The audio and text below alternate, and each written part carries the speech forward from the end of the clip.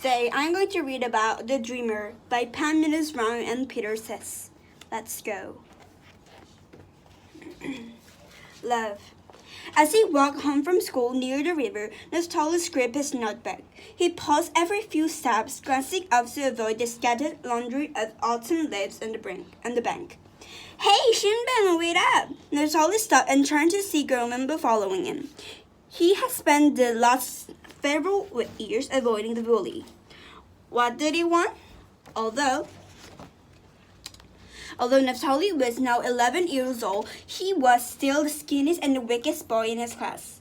He didn't like to imagine that what Glimmer Road could do to him with one punch. Naphtali tucked his notebook to his pocket, pulled his jacket around him, and hurried away. Stop! Yelled Garimbo, holding up a fist. Naphtali leaped across the damp bank, but made the mistake of looking back to determine the distance between the two of them. He slipped, hit the ground, and felt his breath disappear. He sat up and leaned over. Moments passed. Finally, his legs heaved in and out. When he stood, Galemba grabbed his arm. Are you looking to the smith now, Shinbone? Naphtali grinned and nodded. I need a favor. You notice I started to the right and left to see if anyone was near. All you ever do is write in your notebook, and today, in front of the entire school, a teacher read one of your essays and say you have a gift for words. He put his hands on Naphtali's neck and pulled him closer as if he were a friend. Listen, I wanted to write a letter from me to a girl and sign my name. Puzzled, Naphtali stared at him. Galemba did not want to punish him. I didn't know, he said, shaking his hand. Galemba held a fist to Naphtali's face. Writing a letter would be much less painful than beating. Naphtali nodded. What do you want me to tell her? Galemba threw up his hands. I do not know. Tell her what girls like to hear. And do not mention of this to anyone. Bring me the letter in the morning before school. And Shinbone made sure she is impressed. She turned to Lip. Wait, said Naphtali. What is the girl's name? Galemba looked at the ground and kicked the leaves. You know her? Belenka.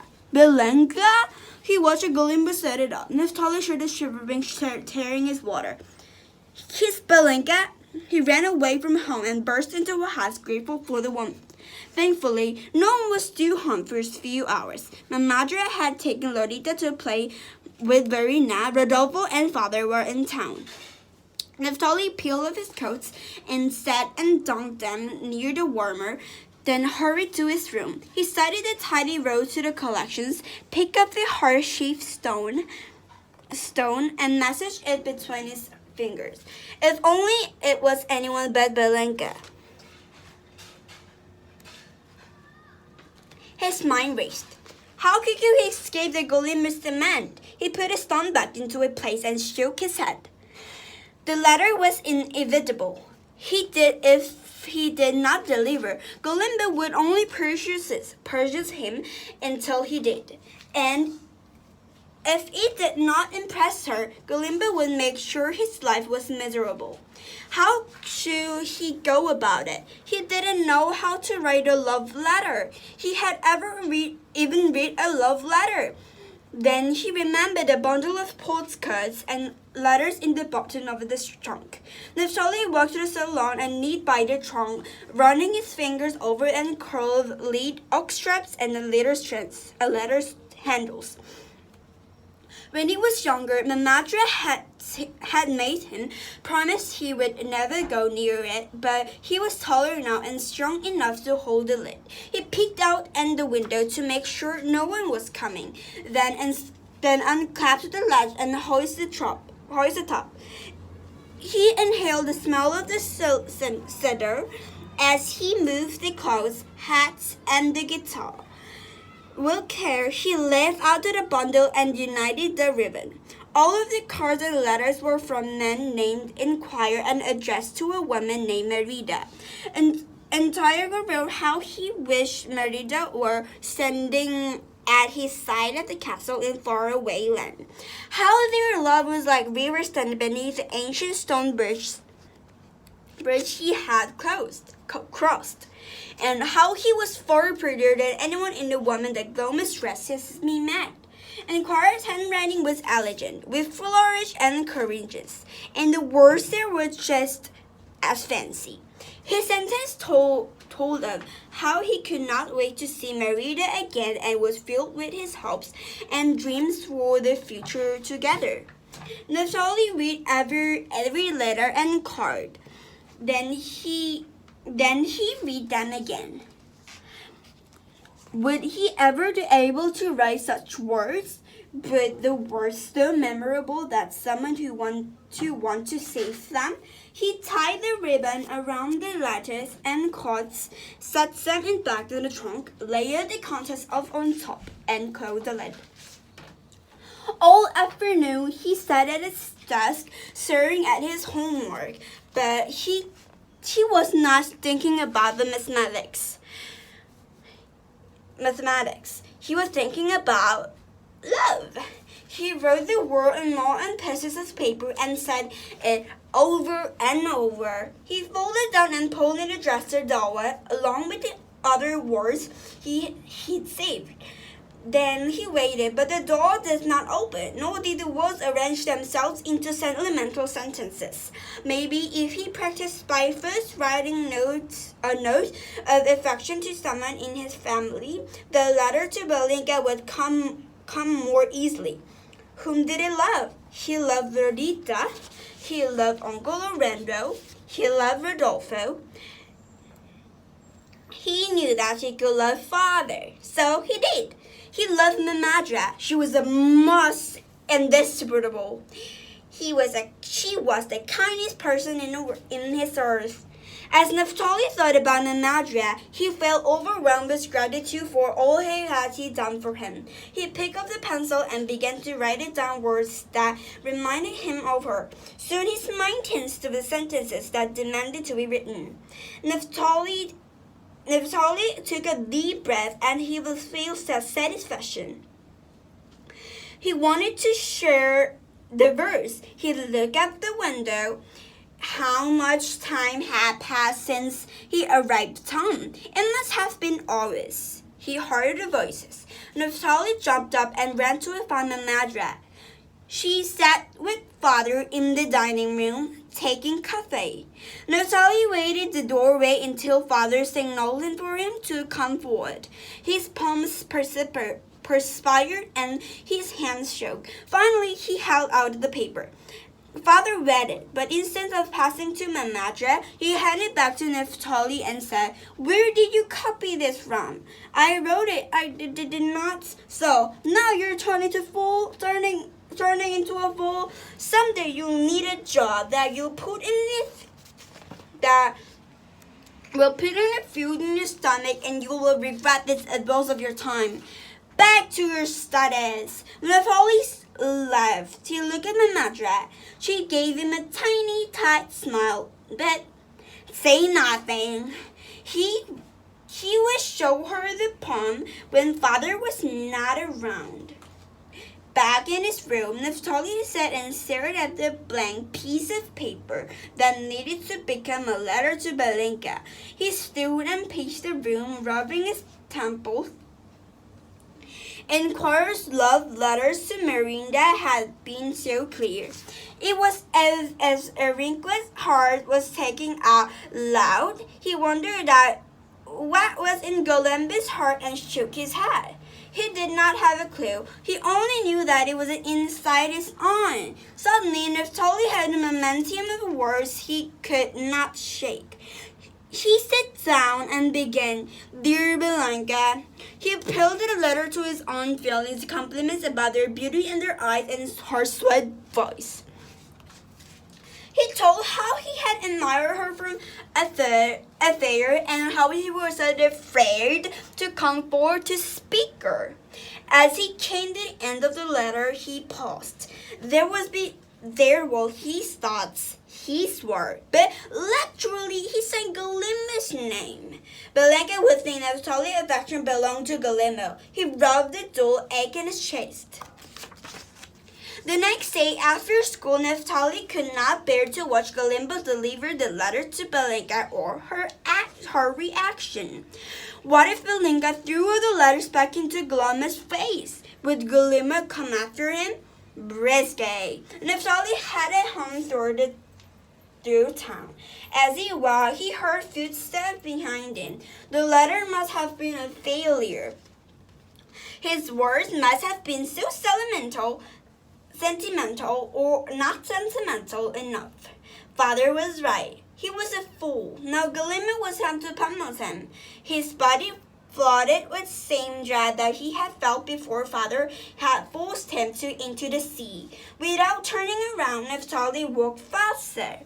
The fool said speed up too. He turned the corner and pressed himself into a hollow of the doorway, his heart hammering. A few moments later, he found himself face to face with Belenga. His stomach flip-flopped and his cheeks warmed. I received a letter today, she said. He could not have looked at her. His eyes stayed and riveted on the ground.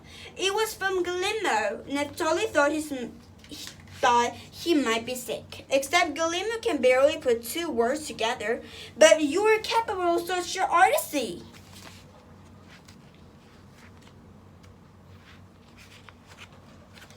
Naphtali dared to lift his gaze over him slightly. You wrote it. Yes, Belenga biting her lip and twisting her body slowly side to side. Naphtali nodded. I knew it. Lolita is always telling Berlita them has seen the best marks in writing. Naphtali wished he could shrivel to the size of his insect. He felt light-headed by swept by the back of clammy neck. He quickly looked at Belenga and backed down. Belenga smiled at her that other have your head. And a twinkle sat in his palm. For you, she said.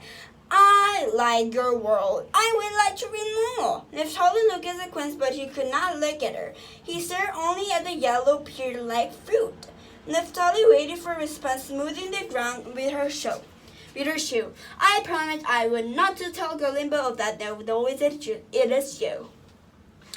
Naphtali could not scratch his breath. He was hard enough when an adult looked at him in the eyes, but a girl, especially this girl, made his lungs feel as if they were not large enough for his body. Naphtali's chest swelled with his ache, but this time it filled him a particular happiness.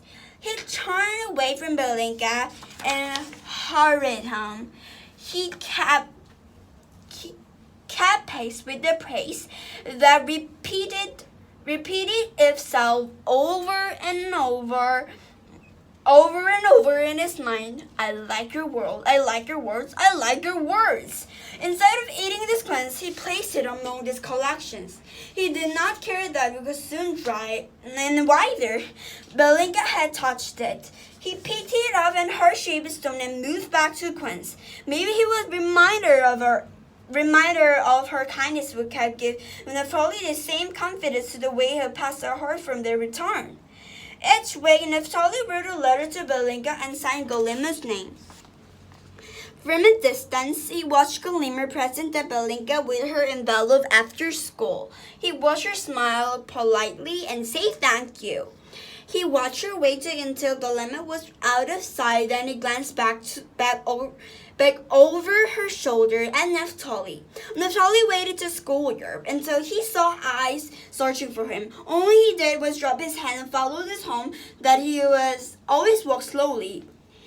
Stopping so he could catch up and so that we could sleep around another squints. But as before, he never said a word. He hurried away to add the squints' collections. On the afternoon that Belenga gave Naphtali the 15 squints, and he arrived at home to find Find Rosita with her arms folded on the table and sat back in her homestead crying. Marjorie stood next to her, stroking her back. What is wrong? asked Natalie. Rosita is sad because Belinda and her family are moving away. Her uncle is ill and had her father must go immediately to take over his business into Antofagasta.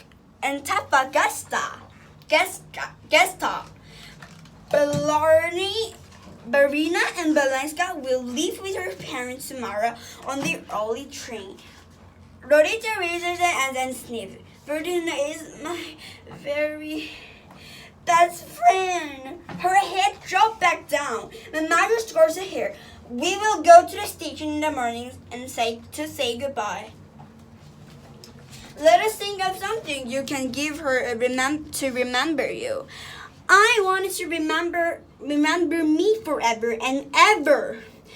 Rosita. I know, said Mama Dra. We will think of something very special. Naftali left Mama Dra to console Rosita and went to his room. He sat in the edge of his bed and held his stomach. How had someone punched him around his nose? Antofagasta was in the far north of Chile, about 1,000 miles from Tonigo.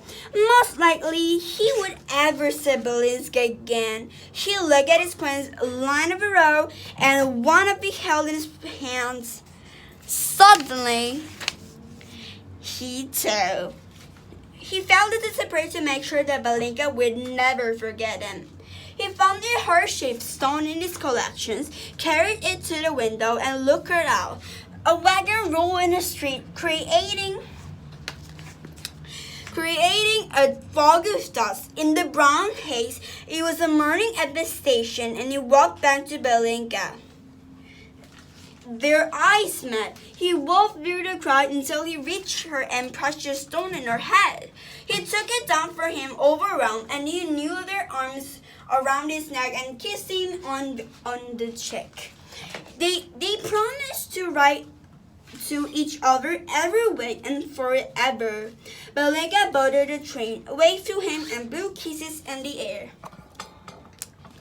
Let's sit. Okay, that's good. Okay. He waved back until the last pigs of her boots disappeared. Only then he pushed his way through the crowd, ignored everyone's curious glances, even Golden Boats, and walked home. Naftali pulled away to the window and turned the stone over and over his head. Then he put a rocket in his pocket and waited for morning.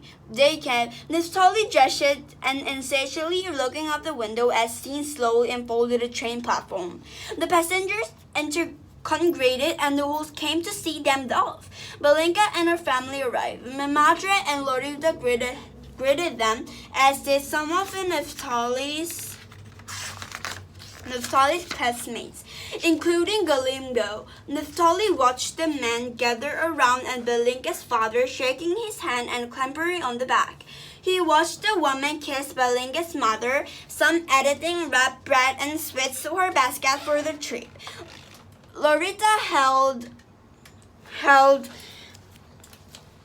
Verinda's hands. Both the little girls were scolded and exchanged with each other. When the train pulled in, the man lowered the family's possessions. At the last moment before Balinska boarded,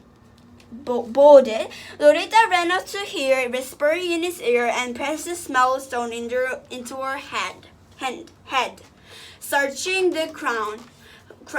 Finally, she gave up and climbed into the train. Behind a curtain, Naftali watched the steam rise the sag of the engine. He watched the train slowly trudge away from the station. He watched until he could no longer see the shadow in his caboose.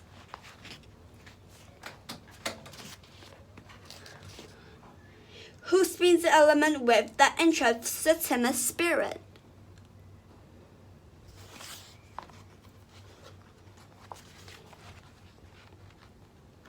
Okay.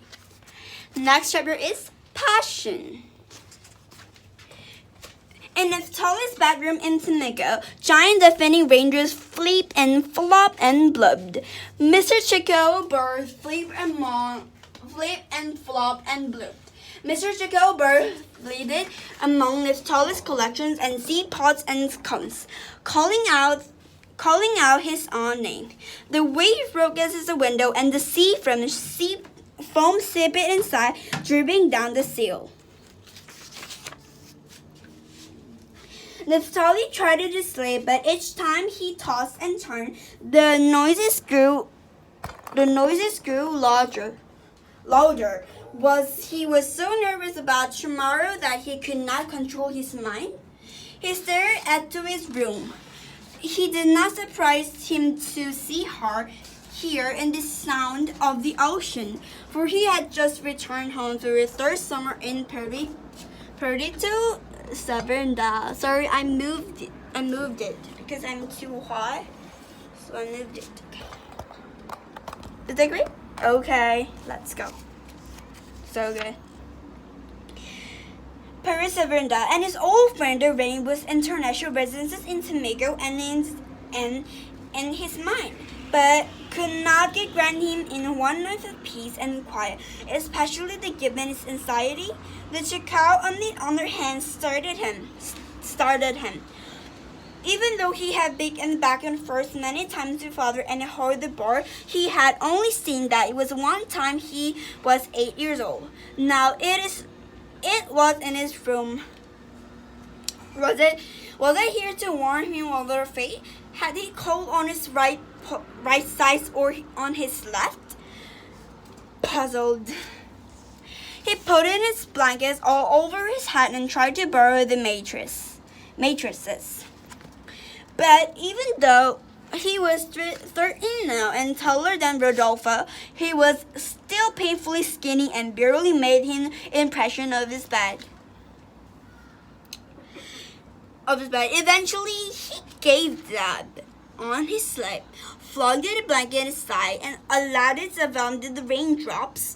The Chicago, the waves were following. From out of a bookcase, he pulled in many books and began to read. But only the sentences that appeared on the page was, "What will tomorrow bring?"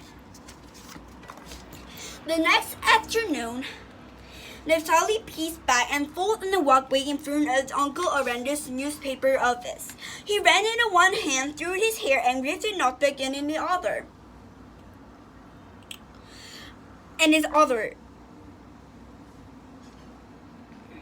Slipping at the clumsy perspiration in his brow, and realized he hadn't been nervous since he had studied French at Belgica and escaped the consequences for the letters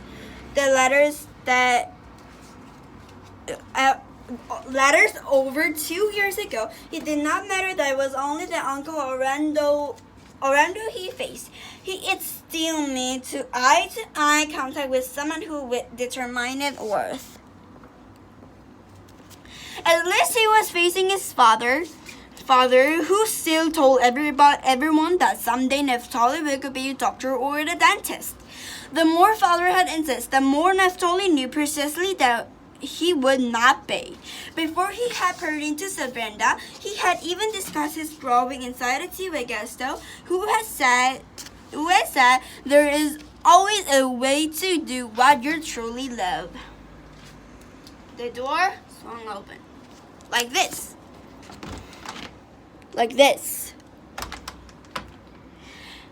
Uncle Orlando poked his head outside. "Naphtali, it is you. Why are you coming back and forth to my office? Come in."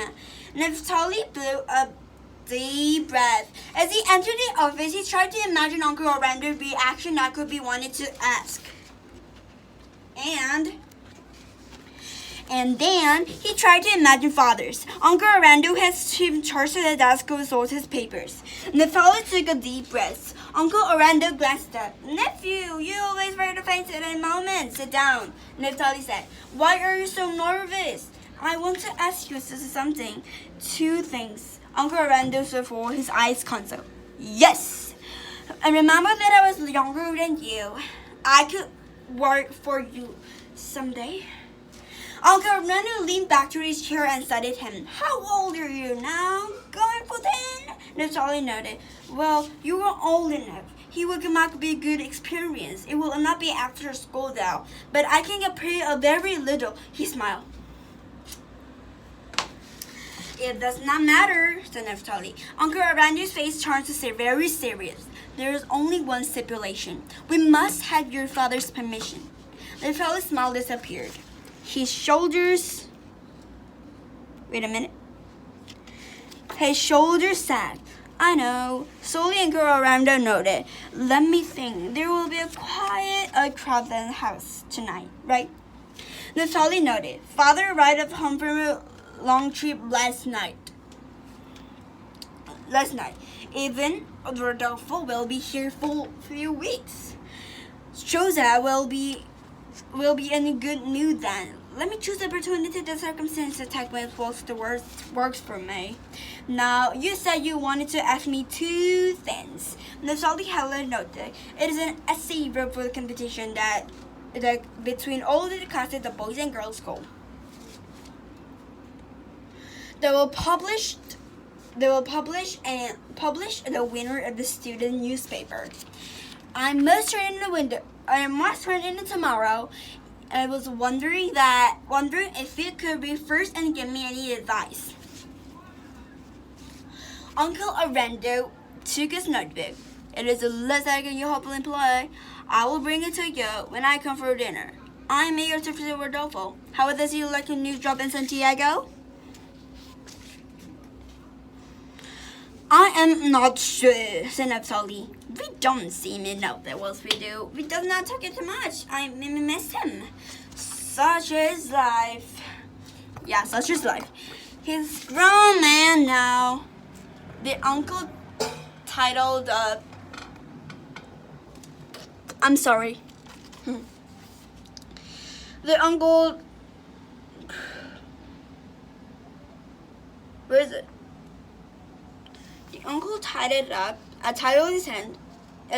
His uncle titled his hand toward the door. I'm sure you're my mother and Lolita need help. Off it's you, so I can finish my work.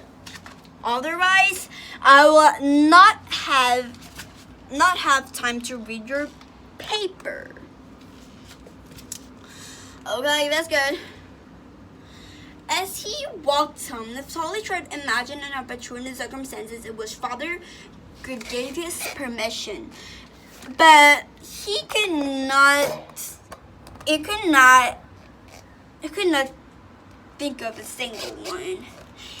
All he could see the imposing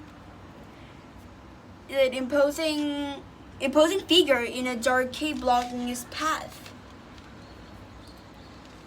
The night, drink, talk, and food were plentiful. Naphtali watched for Rodolfo, but when he arrived, he formally shook his hands with all of the other businessmen. He tried to hold of them one side of the room, wearing the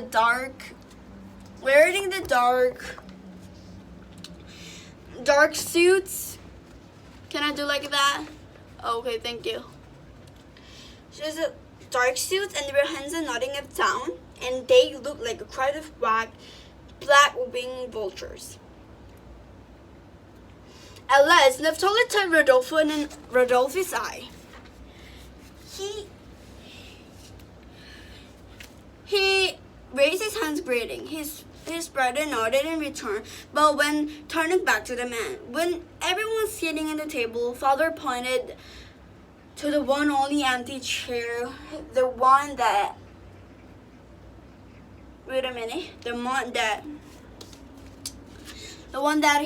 he was next to Naphtali. Where is Orlando? He said into the word that he was determined, he said Madra. Disappointment supposed at Naphtali.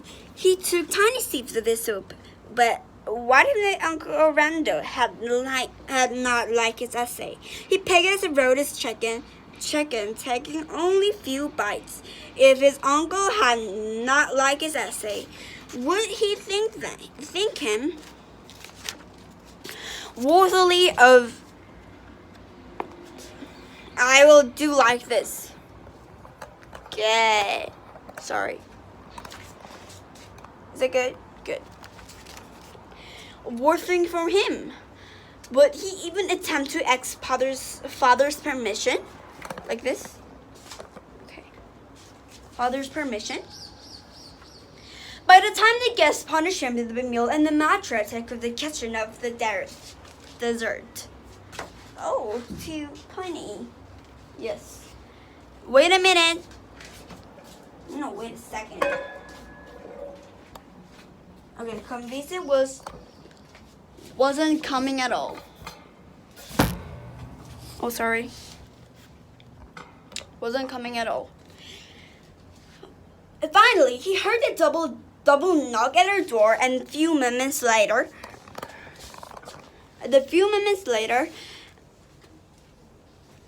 Uncle Orlando appeared. Neftali felt relieved, but at the same time, every muscle in his body tightened. Was it ever tightened? Uncle Orlando nodded to everyone. My apologies for my later arrival, but I have been putting the newspapers to bed. Tell us the news, said shopkeeper, and we will strip it before the uncle is on the hands of one person.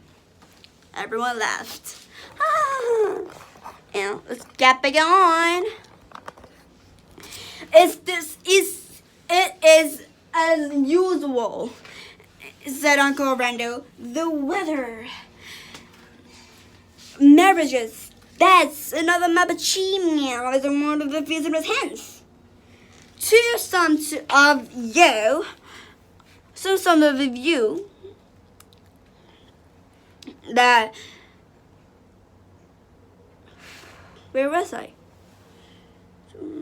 Of you to for reasons living to some of you that are not choose because you're involved, even indirectly, with some strange actions. But even now, for now, on beat of issues, the new group has wanted to speak on the behalf that should be at the town meetings. Aww, supporting the voice of going to press. Now how quiet, said the shopkeeper. The developers build more business, which create more jobs, and you complain about few. Machupi were trespassing on their own land. On their own land, said Uncle Orlando. That is disputable, said shopkeeper. Neftali feared it. Would this left the beginning of another argument? Neftali, the Orlando took steps toward his mouth to speak again. But then he started. He heard and remembered something. He smiled at the shopkeeper. Tonight I'm not in the mood to survive, but I'll notify instead of your permission. I would like you to be in the presence in order because I'll appear in the paper tomorrow. The gentle murmurs finally traveled around the table.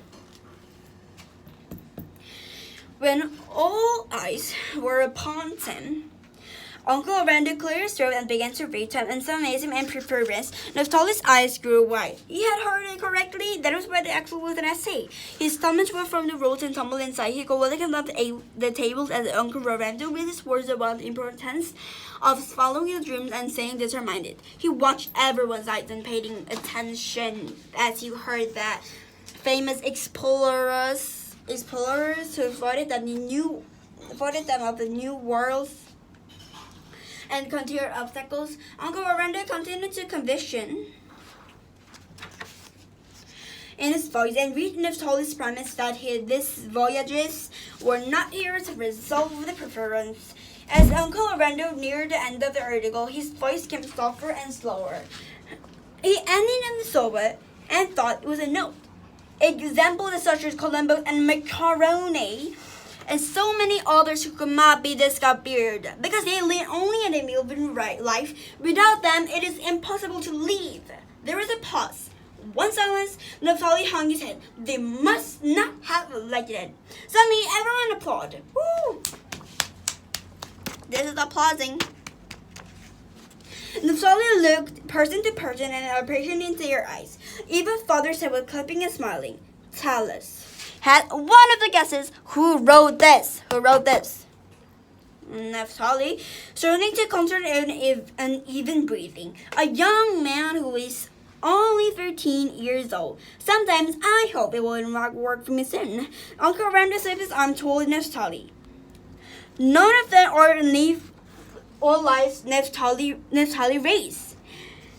Felicity son niece, exclaimed Narita. Yes, congratulations, said the shopkeeper, quiet and admirable. Naphtali's hands shook so much that he clasped them together in his lap. How could he feel so pretty that he feel that his heart in the same time? He glanced up and thought father looking at him and tired grimace stricken in his eyes. Naphtali quickly looked back on the tray in his plate. Father cleared his throat and folded a much too sharp for voice. I'm happy you're all pleased and entertainment. Naphtali shook his eyes. Father did not know Lego looked happy. Jose, said all the guesses. I don't have any ideas. I don't have much talent. It's only one hobby. That father realized I was quick. Dismissed his tone. Ferrari, nothing is more. Let us talk to someone else. You wouldn't make that was good assessments for me, said Uncle Randall. They could miss a job after just like, oh no. You will have the money in the university. Father's always ready with anger, and he will give in and wound when he goes to the university at the start of the red purchase to drop. But the allowance will go cover up the expenses, said Rodolfo. This way is Naphtali Big bought his own bug. Surprised. Naphtali looked over the wool table and Rodolfo. He had nothing to complain when it was one was pleasing in his case. It's no one's question, said father. Right now, he needs to spend his spare time on his studies and get run the entrance to the university. He earns his best grades in his class, Rodolfo said it was really the best meals with liver strength of Charles' father and encouraging us always to say something. Isn't right? Isn't that right? Yeah, I think that is right.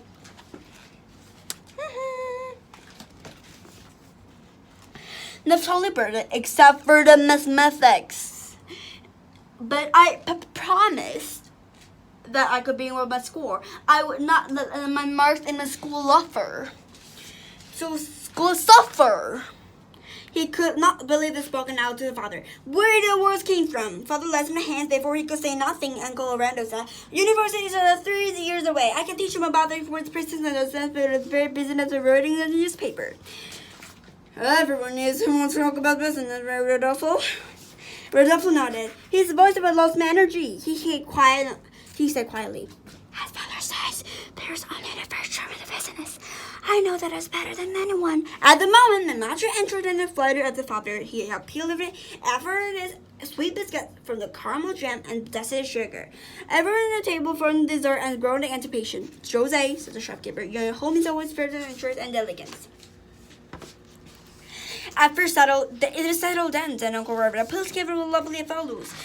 Father drank and passed the dessert to the guests. The two half was a compliment, and there was waltzing in the streets.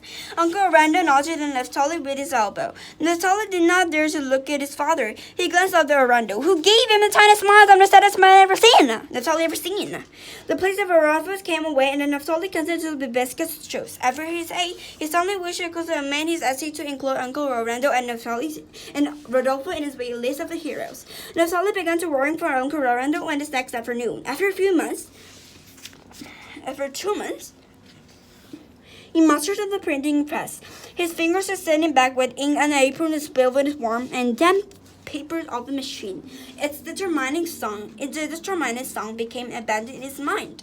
Clitty-clack, pew-how! Clitty-clack, pew-how! Clitty-clack, pew-how! This is the end of The Dreamer by Pamela Ryan Peterson. Bye! See you next time. Bye.